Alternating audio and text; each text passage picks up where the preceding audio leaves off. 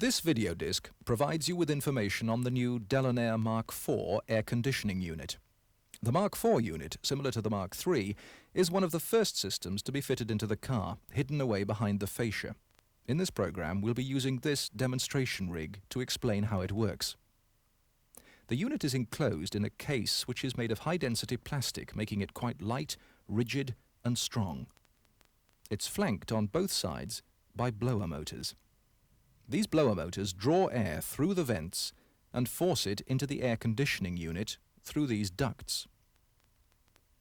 To see what's happening inside the air conditioning unit, we've drawn a side view. The air enters through the inlet hole and flows through the evaporator matrix where it loses its heat. The heat is absorbed by the refrigerant present in the system. The end result is cool air. The cool air then passes out of the unit through the upper and lower blend flaps. To get maximum cold air, the flaps move so that the cool air bypasses the heater matrix. If a mix of hot and cold air is required, then the blend flaps rotate, allowing some of the air to pass through the heater matrix. For hot air only, the flaps rotate further until all the air flows through the heater matrix. The heated air enters the car through the upper outlets, footwell outlets, and to the back of the car through the rear outlets. The Delonair Mark IV refrigeration unit, which removes heat from the incoming air, has two main differences from previous systems. The evaporator matrix is larger, and a new type of expansion valve has been fitted. They work alongside the receiver dryer, the compressor, and the condenser matrix. This schematic diagram shows the same 5 components. Can you identify them? The refrigerant R12 is compressed in the compressor. This process increases both the pressure and the temperature, producing superheated high-pressure vapor. R12 is then pumped from the compressor into the condenser. This superheated pressurized vapor is much hotter than the outside air. So what do you think happens to it? Because the R12 is hotter than the outside air, to the outside air. What do you think the high-pressure hot vapor changes into about here? As the hot pressurized vapor loses heat, it changes into liquid. The R12 is still under high pressure, but it has changed from a hot vapor into a cooler liquid. The liquid R12 flows into the receiver dryer. The receiver dryer has 3 functions. What do you think they are? The receiver dryer contains desiccant, a substance which absorbs moisture. If left, the moisture would react with R12 and form corrosive acids. There's also a filter inside which filters out dirt particles capable of blocking the system. The R12 refrigerant is stored in the receiver dryer. The amount required by the evaporator varies widely, depending on outside air temperature. The R12 then passes to the expansion valve. The expansion valve acts just like the nozzle of an aerosol can. Inside an aerosol, the liquid is contained under high pressure. As the nozzle is pressed, the liquid is released into the air. As the liquid is no longer so pressurized, it changes into a cooler, low-pressure, atomized liquid. Similarly, high-pressurized R12 liquid changes into a low-pressure, cool, atomized liquid as it passes through the expansion valve. As R12 passes through the expansion valve, what happens to the pressure? What happens to the temperature? Just like the aerosol, the high-pressure liquid through the expansion valve and into the evaporator matrix, it changes as it passes through the expansion valve into a cooler, low-pressure, atomized vapor. As the cold, low-pressure atomized liquid absorbs heat from the air, it changes into vapor. The R12 passes back through the expansion valve, which is sensitive. What do you think the expansion valve senses? Temperature? Density? Pressure? Or rate of flow? The expansion valve senses whether all the atomized liquid has changed into a vapor. None of the others. It does this by measuring if there's any atomized liquid left in the evaporator, the valve until all the atomized liquid has been changed. This is important, as any liquid in the compressor will damage it. Finally, what happens to the pressure of the R12 in the compressor? The compressor increases the pressure and the cycle starts again. Here's a brief summary of the points covered so far.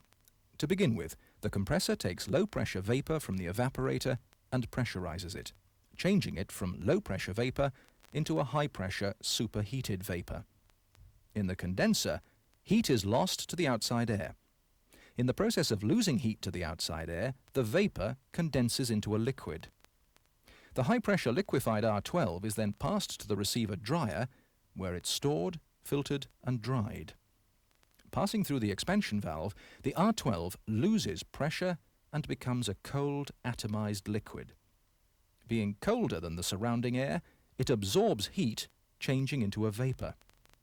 The vapour passes into the compressor and the cycle starts again. Now, back to the engine to have a closer look at the expansion valve and compressor. The Delaunay Mark IV has a completely new expansion valve. Look carefully at the two valves and see if you can identify the main difference. Although the new valve doesn't have a capillary bulb sensor or an external equalizer, it still has the same functions. Can you state the two main functions of the expansion valve? No, Yes, the expansion valve changes the pressure from high to low pressure and controls the amount of R12 passing through the valve. The R12 then passes through the evaporator matrix into the compressor. The compressor can get too hot, either because there's not enough R12 in the system or its flow is blocked. Excess heat triggers the superheat switch. This sends out a burst of current which breaks the thermal fuse, stopping the compressor and preventing damage. This is the end of the refrigeration section. Here's a summary of the main points. The distribution of air and its temperature is controlled by the position of the blend flaps. On this cross-section through the unit, can you identify the evaporator matrix, heater matrix, the upper and lower blend flaps, and the upper and footwell air outlets? Now, can you work out how the air flows? First, where does the air enter? No, Yes, the air enters through the air inlet holes on the sides of the air conditioning unit. What happens in the evaporator matrix? Look carefully at the evaporator matrix removes the heat from the air and then passes over the heater matrix. What happens in the heater matrix? No, the heater matrix heats the air. Although it seems odd to cool the air down only to heat it up again, there are two good reasons. Firstly, subcooling removes moisture from the incoming air. Secondly, when all the air is at the same low temperature, all the heater matrix has to do is warm it up by the required amount. In this diagram, all the air is being directed through this matrix. Which of the flaps direct air to the screen? The upper blend flap directs warm air onto the screen. Which flap directs air to the footwell? The lower blend flap directs warm air to the footwell. Look carefully at the next series of flap positions. They show a range of positions. Match the diagram to the likely temperature and distribution of air in the car. Just to summarize, the flaps can direct equal amounts of hot, mixed or cold air to the outlets. However, the flaps can move independently. Here's a mixture of hot and cold air blowing to the face through the upper flaps. The lower flap is letting in warm air only. Similarly, a full blast of hot air to the screen can be chosen for defrosting. The blend flaps move at 3 different speeds: fast, normal and slow. The speed depends on how far the flaps have to move to reach their required position. At what speed do you think these flaps would start to move if the car was very hot and the driver chose to cool the car down as quickly as possible? The flaps would start to move at a high speed, slowing down to a normal speed as they get nearer to the required position. Finally, they would inch into position at the slowest speed. Here's a final reminder about the movement and the positions of the flaps before you move on to the next section. The speed at which air blows into the car can be controlled by the driver by selecting one of these 3 speeds: high, normal or low. Selecting high will produce a fixed, fast flow of air. Selecting normal or low will produce a range of speeds, which depend on the difference between actual and the selected temperatures. Here, the driver gets into a very cold car and selects maximum heating. What will the fan speed be? Yes, to raise the temperature as quickly as possible, they work at the top of their speed range. A driver gets into a warm car and selects maximum heating. What will the fan speed be? The temperature difference between the required temperature and actual temperature and the actual temperature is quite small. The fans don't need to work so fast. If the air conditioning unit has had time to stabilize the temperatures, what will the fan speed be? No, the fans only need to tick over at the bottom of the range, just renewing the air. The blower control switch controls the flow of air entering the car. Underneath the air conditioning unit on this demonstration rig are 4 vacuum solenoids. They're used to control 3 vents and a valve. On the right-hand side of the unit are the defrost and the center vent vacuum solenoids.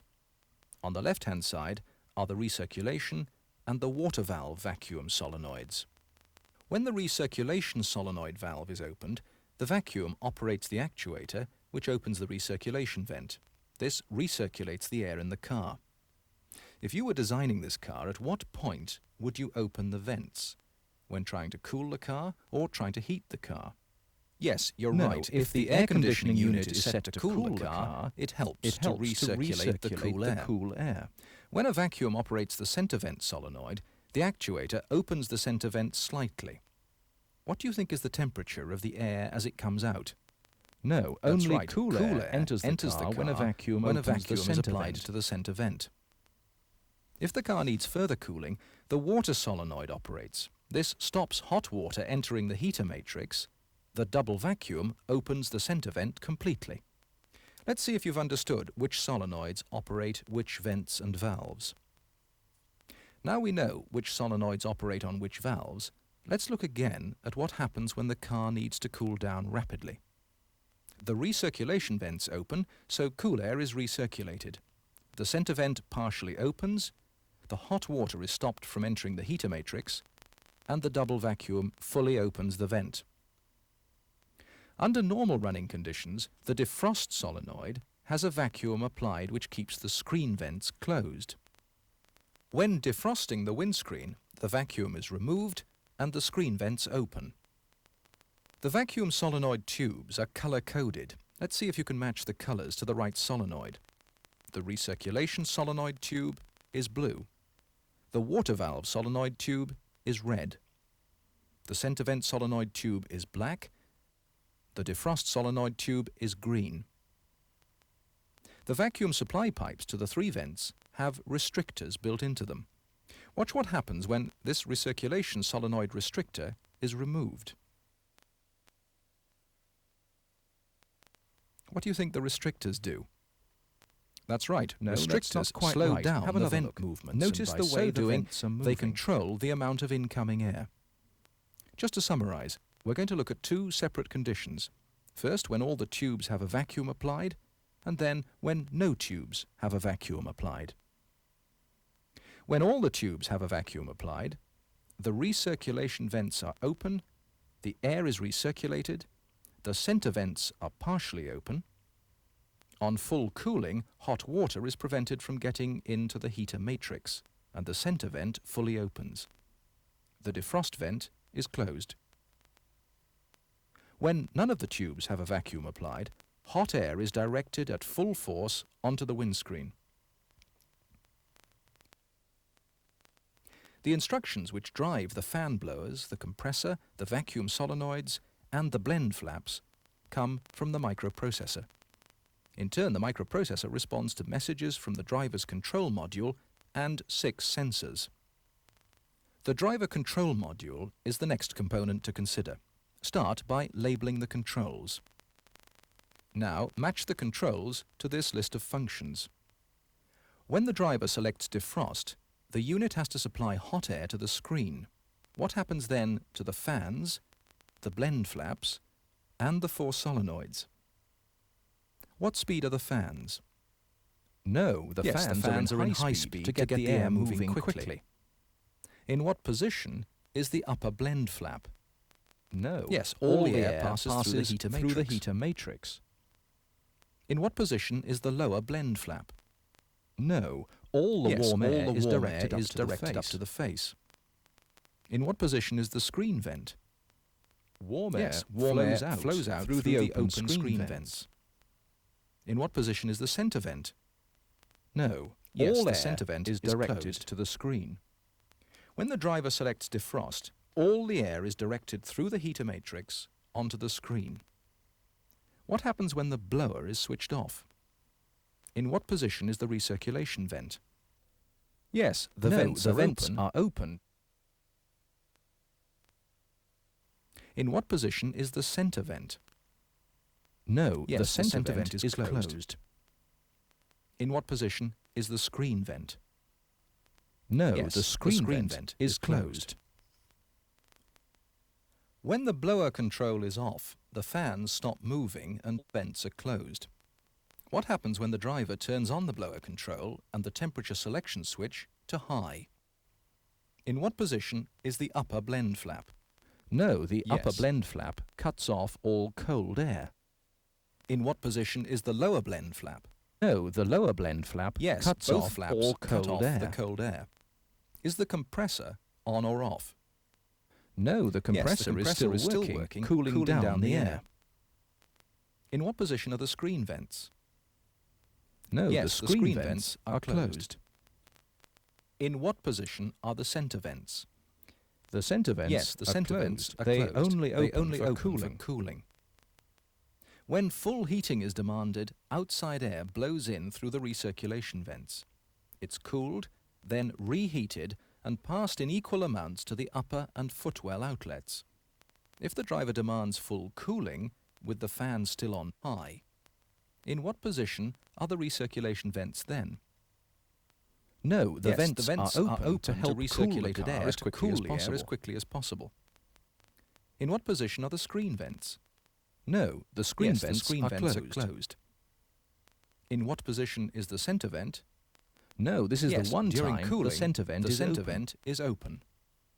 When full cooling is requested, cool air is recirculated and cooled even further by the evaporator matrix. There's no water in the heater matrix, and cool air flows out through the center vent and footwell outlets. Which vacuum solenoid does the air button control? No, it's the defrost vacuum solenoid. The air button will also increase air to the screen by operating the defrost vacuum solenoid, which opens the screen vent. There's a slight bleed of air to the screen all the time, which prevents it from misting up. But what about humidity buttons then? They help moisture level in the car. When no buttons are pushed in, the evaporator temperature is very low. When the first is pushed in, the evaporator temperature is slightly higher. When the second is pushed in, the evaporator temperature is a little higher. When the economy button is pushed in, the compressor is turned off. The face control also adds to the driver comfort. As the control is slid from right to left, more of the cool air is directed towards the driver's face by the upper blend flaps. Look at the next 3 frames. Now match the face slider control position to the flap position. Yes, as the air control is slid further to the left, flap turns the upper blend and increases the cold air to the cool air to the face. Finally, a new addition to the driver control module is this mode button.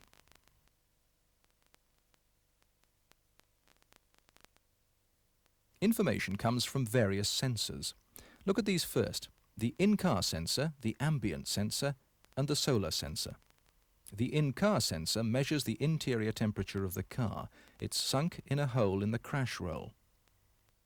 The solar sensor is a phototransistor and measures direct sunlight. A car, like a greenhouse, warms up in the sun. The solar sensor sends a message to the control unit sends a message to the blend flaps, which lower the outlet temperature by 2 degrees centigrade.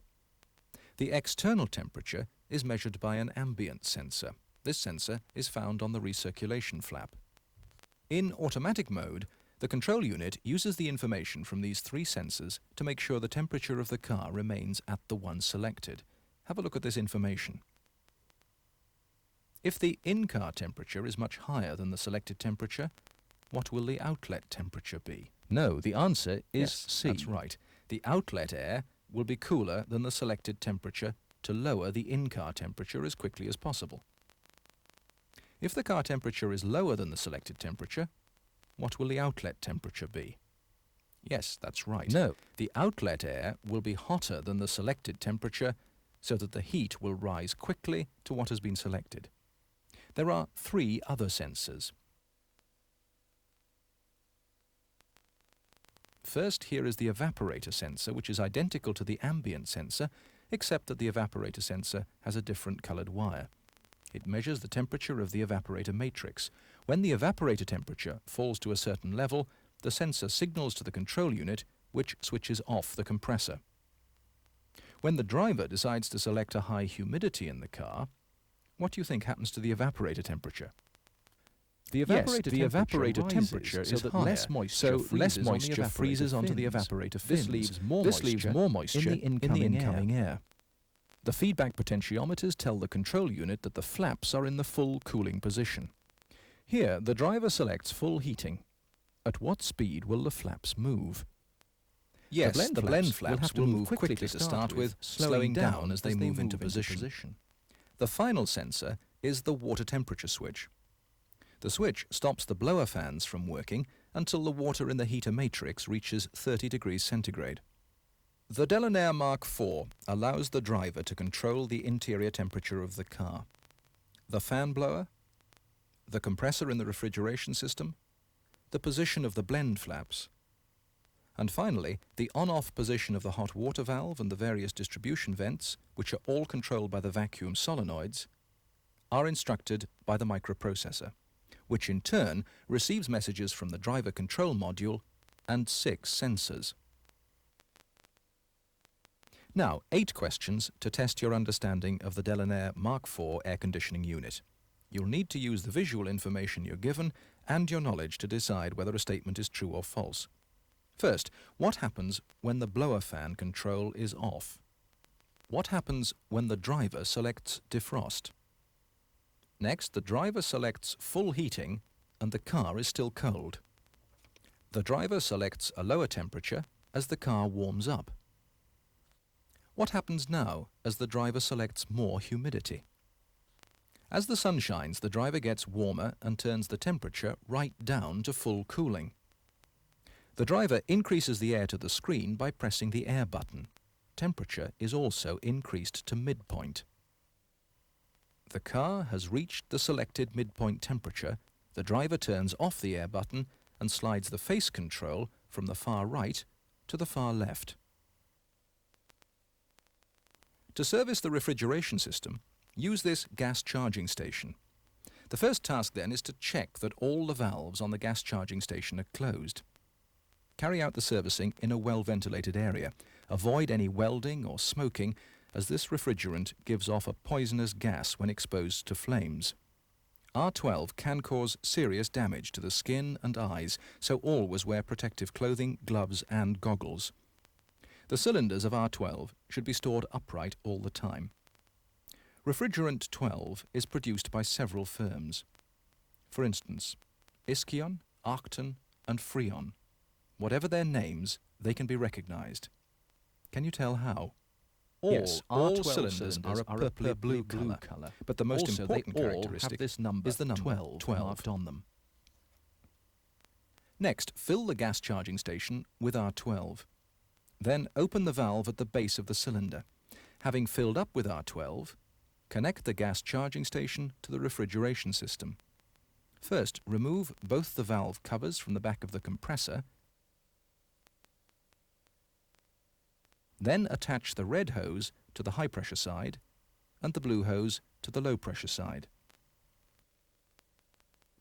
The low side gauge is a compound gauge and measures both vacuum and pressure. The pressure scale has a reading of 0 to 150 pounds per square inch. The high side gauge only measures pressure. The scale has a reading of 0 to 500 pounds per square inch. This information will help you to answer the following questions. When you are sure both high and low side hoses are properly connected to the service points, you're ready to discharge. This entails removing all refrigerant from the system. The system has to be discharged whenever it is necessary to open up for repairs or replacements, or when a system is excessively low on refrigerant, or at any time you suspect the system is contaminated. Any water, dust or air that gets into the system will stop it operating efficiently by blocking the valves and corroding the pipes. Put the centre service hose into a suitable cup. Open one valve. Watch the cup. If oil is lost during discharge, the compressor oil level has to be adjusted.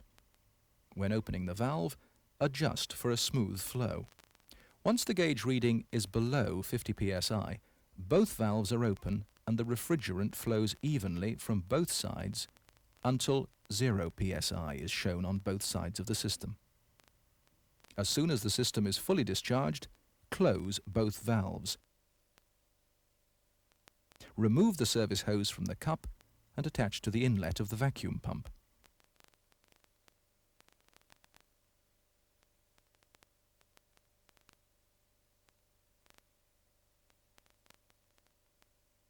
Which gauge must you watch to be certain the pump is removing all air from the system? Watch the low gauge reading go down. Once it stops, keep the pump going for approximately half an hour. Close both valves, then turn off the vacuum pump. If the low pressure reading starts to rise, what does this tell you? If there is a leak, you will still need to partially charge the system with R12 and then perform a leak test. If no leak is discovered, charge the system straight away. This involves adding the exact amount of R12 to the refrigeration system. That's 1135 grams, plus or minus 50 grams. First, open the refrigerant supply valve and record the weight of the supply source. Now, open both valves and allow refrigerant to fill up the system. What quantity has entered the system? Remember, this amount will vary depending on the air temperature and pressure. As some R12 is already in the system, how much more will you need to add to fill it up to the required amount? To add any more R12, it has to be drawn in by the compressor. So close the high side valve, turn on the engine, and run it at 1500 RPM and set the blower speed to high. Only allow the exact amount of R12, 1135 grams, into the refrigeration system. Use the low side valve to control the flow. Allow the refrigerant to enter very slowly to prevent damage to the compressor. Close the low side valve and run the engine for a further 5 minutes. The sight glass should be clear. You may see slight foaming when the compressor re-engages if the air temperature is below 21 degrees centigrade. What do you think is the next step?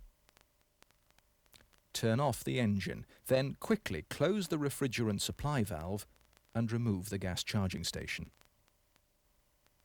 Make one last check that the system is working properly. Then flush the engine compartment with the air line.